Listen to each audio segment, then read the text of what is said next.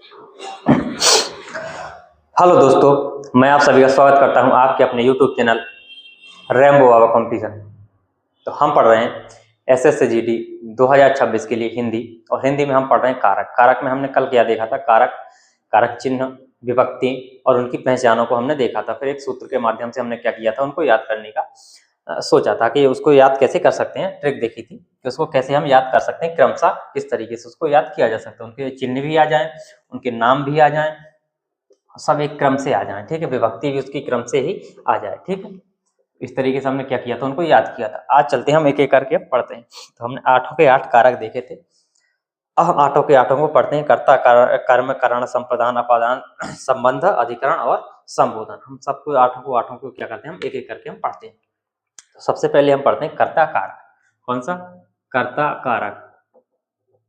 कर्ता कारक, कर्ता कारक, ठीक है। कर्ता में हमने क्या देखा था? कार्य को करने वाला देखा था। क्या देखा था? कर्ता को कार्य करने वाला देखा था। तो हम जब इसकी पहचान पढ़ रहे थे, क्या देखा था? इसमें देखा था कार्य को करने वाला। जो कार्य को करने वाला होता है वही क्या होता है? कर्ता होता है। और इसमें विभक्ति कौन सी आई थी? तो किसमें देखा था हमने? प्रथमा विभक्ति देखी थी। क्या देखी थी? प्रथमा विभक्ति देखी थी। चिन्ह कौन सा आया था हमारा? कर्ता का कौन सा आया था? ने आया था। क्या आया था? चिन्ह हमारा क्या आया था? ने आया था। यही चीजें तो क्या है, हमको पता होनी चाहिए। इतनी चीजें हमको पता है तो हमारा काम हो गया। क्या है? हमारा काम हो गया। तो इसी को क्या कर सकते हैं, लिख सकते हैं कि वाक्य में जो शब्द कार्य करने वाले के अर्थ में क्या होते हैं? प्रयोग होते हैं या सूचित होते हैं। क्या होते हैं? प्रयोग होते हैं या सूचित होते हैं, उन्हीं को क्या कहते हैं? कर्ता कहते हैं। तो लिख सकते हैं इनकी परिभाषा यदि लिखनी है इसकी, कर्ता की, कर्ता कारक की, तो क्या कर सकते हैं कि वाक्य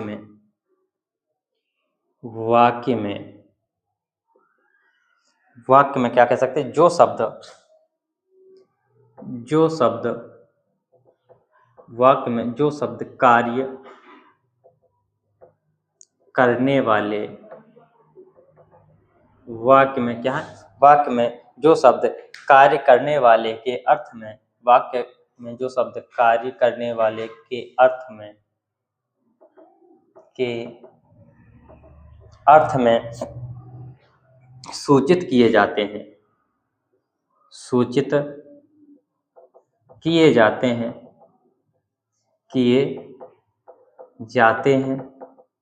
उन्हीं को क्या कहते हैं? कर्ता कहते हैं। उसे कर्ता कहते हैं।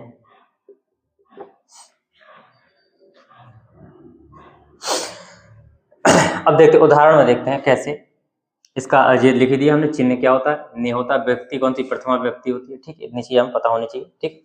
उदाहरण में देखते हैं, उदाहरण में किस तरीके से देखते हैं। उदाहरण कैसे? तो जहां हमने ने चिन्ह देखेंगे तो चिन्ह उसका क्या होगा? ने, और उसके पहले जो शब्द होगा वो क्या होगा? कर्ता होगा। क्या होगा? जैसे क्या लिखते हैं कि राम ने खाना खाया। राम ने क्या किया? खाना खाया। अब इसको क्या किया? राम ने खाना खाया, ठीक है। ये देख सकते हैं। तो किसने? इसमें ने चिन्ह आ गया। ने के पहले कौन है? राम। तो कर्ता कौन है? राम आ गया। किसने? राम ने क्या काम किया? कौन सी क्रिया की? खाना की क्रिया की। कौन सी? खाना। और क्या किया? वो भी क्या है? खाना। तो खाना खाया किया। तो राम ने, तो राम जो हो ये क्या है? ये कर्ता है। ये क्या है? ये विभक्ति हो गई। ये क्या हो गई? विभक्ति। कौन सी? ने, ठीक है। तो राम ने, तो ये हो गया हमारा कर्ता। अब दूसरा बताइए कि राम, मान लो इसी में राम क्या है? सोता है। सोता है। अब आप कहेंगे कि राम सोता है। हमने तो ये पढ़ रखा है कि यहाँ पे जो ने चिन्ह आएगा कर्ता का क्या होता है? ने होता है।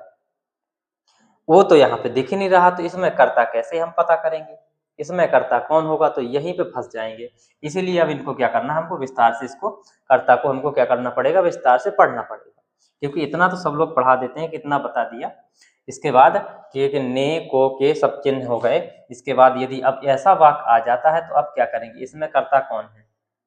अब इसमें छिपा हुआ है। तो इसी आधार पर जो कर्ता कारक होता है वो कितने दो भागों में बटा होता है। कितने कर्ता कारक के कितने होते हैं, दो भेद होते हैं। ठीक है, अभी हम उनको पढ़ेंगे, तो इसको पहले समझते हैं। इसको कैसे समझते हैं कि इसमें क्या लिखा है, राम सोता है। तो अब ये बताओ जो सोने का जो कार्य है वो कौन कर रहा है। क्या है, पहली बात तो सो रहा है, क्या सोने की क्रिया हो रही है, जो क्रिया हो रही है वो कर कौन रहा है, कौन कर रहा है, तो कहेंगे हम राम कहेंगे। क्या कहेंगे, राम कहेंगे कि राम कर रहा है भाई, ये सोने की क्रिया तो कौन कर रहा है, राम कर रहा है।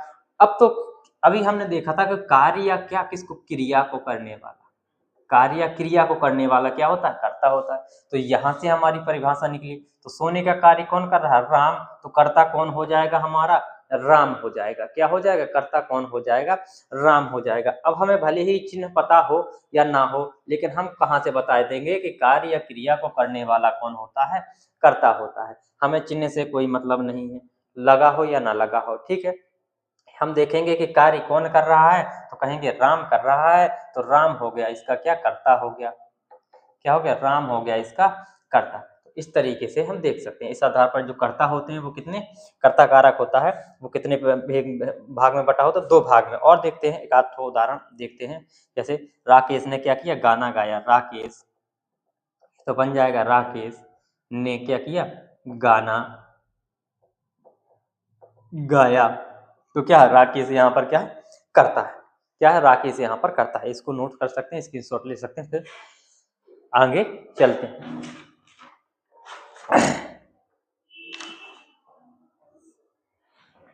ठीक है, चलिए अब इसको हम देखते हैं।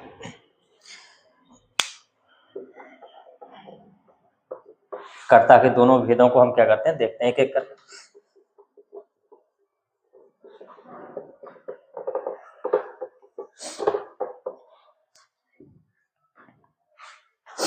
अब अगर देखा जाए तो क्या कह सकते हैं, हेडिंग डाल सकते हैं, क्या डाल सकते हैं कि वाक्य में जो कर्ता है उसका कितने दो रूपों में प्रयोग होता है। किसका, जो कर्ता कारक है उसका कितने वाक्य में दो रूपों में क्या होता है, प्रयोग होता है। तो लिख सकते हैं वाक्य में या वाक्यों में, वाक्य में कर्ता का प्रयोग, कर्ता का प्रयोग कितने दो रूपों में होता है। कितने, कर्ता का प्रयोग कितने दो रूपों में होता है। कितने रूपों में, दो रूपों में होता है। ठीक है, एक एक करके हम इसको पढ़ते हैं। एक नंबर एक में हम पढ़ते हैं का वाक्य का किस रूप से, किस रूप में कर्ता का प्रयोग होता है। तो इसमें क्या कह सकते हैं, इसमें प्रधान कर्ता कारक या अव्यय कर्ता कारक इसको कहते हैं। क्या कहते हैं, अव्यय कर्ता कारक या प्रधान कर्ता कारक भी कहते हैं।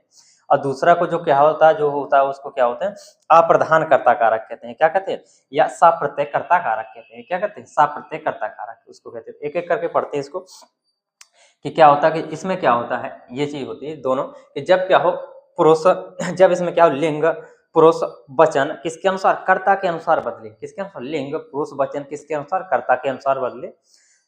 एक में कर्ता के अनुसार बदलेगा, एक में क्या होगा, एक प्रकार में क्या कर्म के अनुसार बदलता है। किसके अनुसार, कर्म के अनुसार। जो लिंग वचन पुरुष होते हैं वो किसके अनुसार, कर्म के अनुसार बदलते हैं।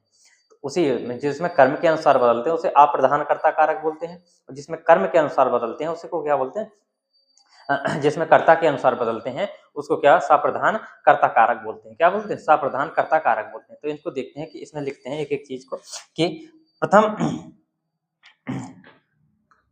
वह, या ऐसा लिखते हैं,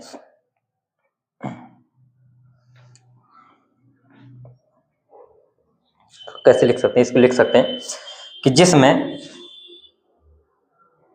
जिसमें जिसमें क्या कह सकते हैं, जिसमें लिंग, लिंग वचन और पुरुष, जिसमें क्या लिंग वचन और पुरुष किसके, कर्ता के अनुसार होते हैं। कि लिंग वचन और पुरुष किसके, कर्ता के अनुसार। किसके अनुसार, कर्ता के अनुसार होते हैं। किसके अनुसार होते हैं, कर्ता के अनुसार होते हैं। उसे क्या कहते हैं, उसे प्रधान कर्ता कारक, उसको क्या कहते हैं, उसको प्रधान कर्ता कारक, या क्या कह सकते हैं, उसको क्या कह सकते हैं, अप्रत्यय कर्ता कारक, अप्रत्यय कर्ता कारक कहते हैं। या इसको क्या और एक नाम से और किसी शून्य कारक के नाम से भी जाना जाता है। किस नाम से? शून्य कारक के नाम से भी जाना जाता है। किस नाम से? शून्य कारक के नाम से भी जाना जाता है। के नाम से भी क्या होता है, जाना जाता है। अब कितने नाम हो गए? 3 नाम मिल गए हमको। एक नाम कौन सा? प्रधान कर्ता कारक। दूसरा हमको मिल गया अप्रत्यय कर्ता कारक भी लिख के आ सकता है, या क्या शून्य कर्ता कारक भी लिख के आ सकता है।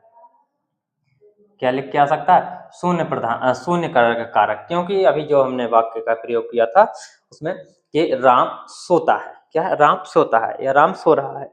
ठीक है, तो सोने का काम कौन कर रहा है? तो उसमें कोई कारक का, किसी भी कारक का प्रयोग नहीं हुआ था, इसलिए इसको क्या बोला था हम, इसमें क्या कारक का प्रयोग नहीं होता है, कारक विभक्ति का प्रयोग नहीं होता, तो उसको क्या बोलते हैं? शून्य कर्ता कारक बोलते हैं। क्या बोलते हैं? शून्य कर्ता कारक बोलते हैं।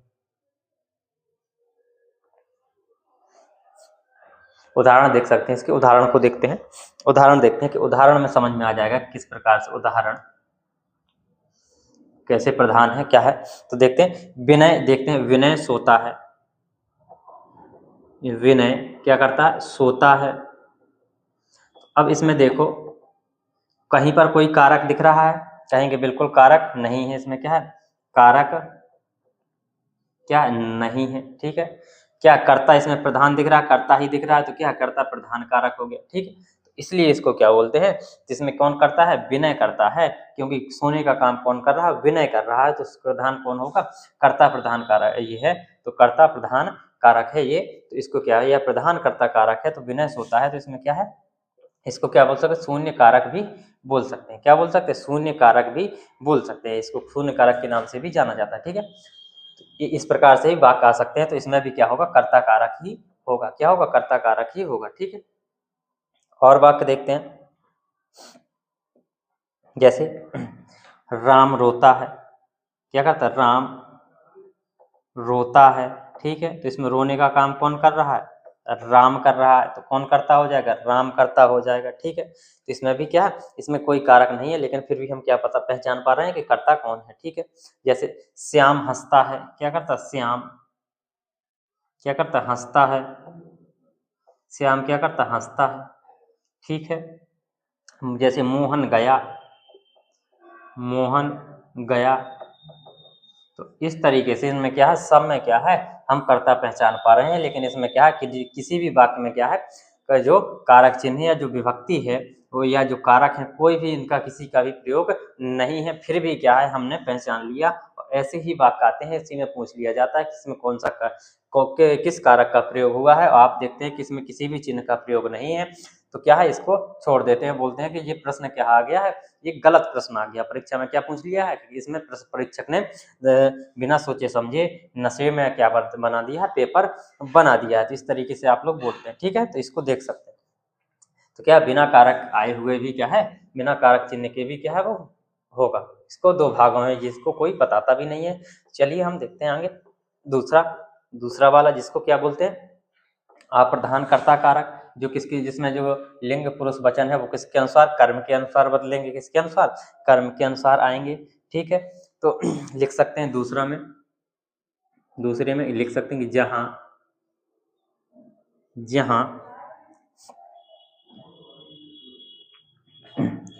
क्रिया के लिंग वचन और पुरुष किसके अनुसार?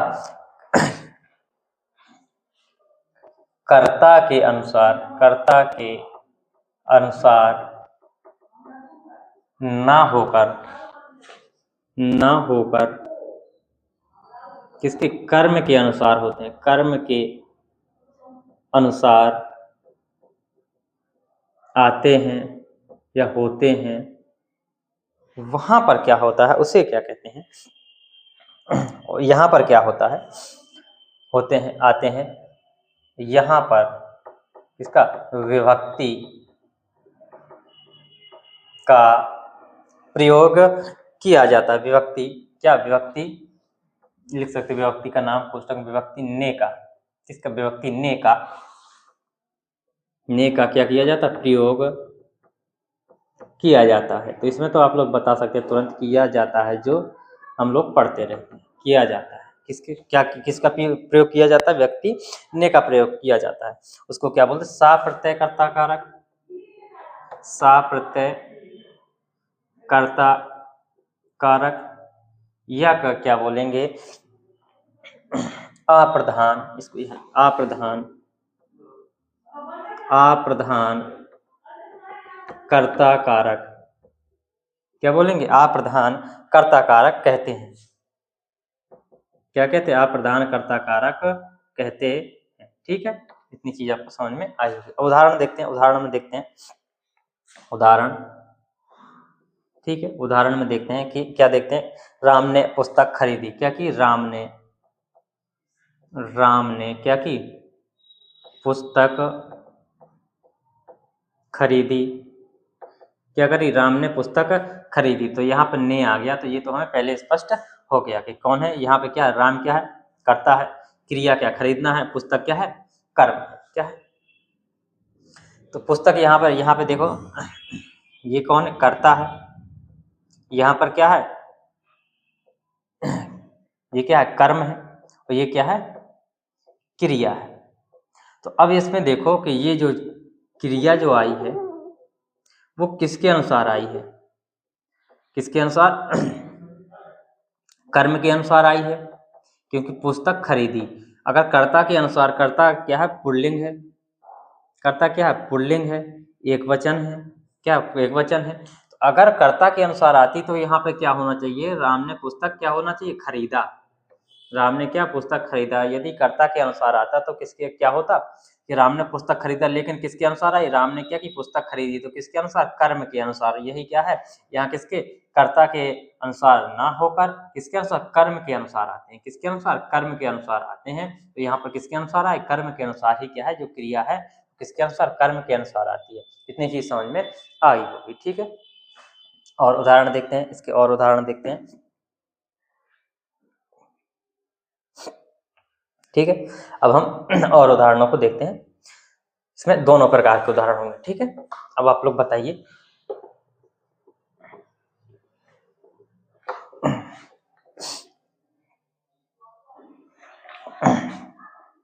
और एक पॉइंट और लिख लो, इंपॉर्टेंट है, फिर हम वाक्यों को बनाते हैं कि जो कर्ता में जो ने चिन्ह है इसका प्रयोग क्या? सामान्य भूत तथा संदिग्ध भूत होता है, उसमें भी क्या होता है? प्रयोग होता है। तो लिख सकते हैं कर्ता ने का चिन्ह, कर्ता ने चिन्ह का प्रयोग, कर्ता ने चिन्ह का प्रयोग, कर्ता ने चिन्ह का प्रयोग। इसके बाद क्योंकि हमको काल ही पढ़ना है, क्या पढ़ना है? काल ही पढ़ना है। कर्ता ने चिन्ह का प्रयोग सामान्य भूत, सामान्य भूत तथा किसमें आता है? जो एक क्या होता है? संदिग्ध भूत होता है। तो किसमें? संदिग्ध भूत में भी होता है। ठीक है, होता है। अब इसके हम उदाहरण हम देखते हैं, और जो उदाहरण देखते हैं आप लोग बताइए कि राम ने रोटी खाई, राम ने रोटी खाई। तो किसका क्या है? ये कैसा? कर्म प्रधान है ना। ये क्या है? रोटी खाई। ठीक है, रोटी खाई कर्म प्रधान है। ठीक है, और देखते हैं कि रोहन ने पत्र लिखा, रोहन ने क्या किया? पत्र लिखा। ये भी कैसा है? कर्म कारक है। कौन सा? कर्म, कर्ता कारक है। ठीक है, कर्म के आधार पर आ रहा है। ठीक है, पंकज ने दूध पिया, पंकज ने क्या किया? दूध पिया। ठीक है, और देख सकते हैं चंद्रमा चमकता है। अब ये बताओ, चंद्रमा चमकता है, इसमें फिर आ जाएंगे कि इसमें कोई चिन्ह का प्रयोग नहीं है। और क्या है, अब चंद्रमा चमकता है, इसमें कैसे हम कारक चिन्ह बताएं या कैसे हम कारक बताएं, कौन सा कारक होगा। तो इसमें भी क्या है, कर्ता कारक, क्योंकि हमने देखा है कि जो क्या है कार्य करने वाला है वही क्या है, कर्ता होता है। ठीक है, राकेश टहल रहा है, जैसे राकेश क्या टहल रहा है, टहल रहा है। ठीक है, मोहन जा रहा है, मोहन लो लिखो जा रहा है, जा रहा है। ठीक है, तो ये इस प्रकार से ये हमने देखा कर्ता, कर्ता कारक को हमने इस तरीके से विस्तार से देखा। अब कहीं से भी कर्ता से प्रश्न आ जाए हम उसको सॉल्व कर सकते हैं, इसमें बता सकते हैं कौन सा कारक है। ठीक है, तो थैंक यू दोस्तों, क्लास अच्छी लगी तो प्लीज़ लाइक शेयर सब्सक्राइब जरूर करिएगा। मिलते हैं नेक्स्ट क्लास में, अब देखेंगे कर्म, आगे नेक्स्ट देखेंगे कर्म कारक को। ठीक है, मिलते हैं नेक्स्ट क्लास में।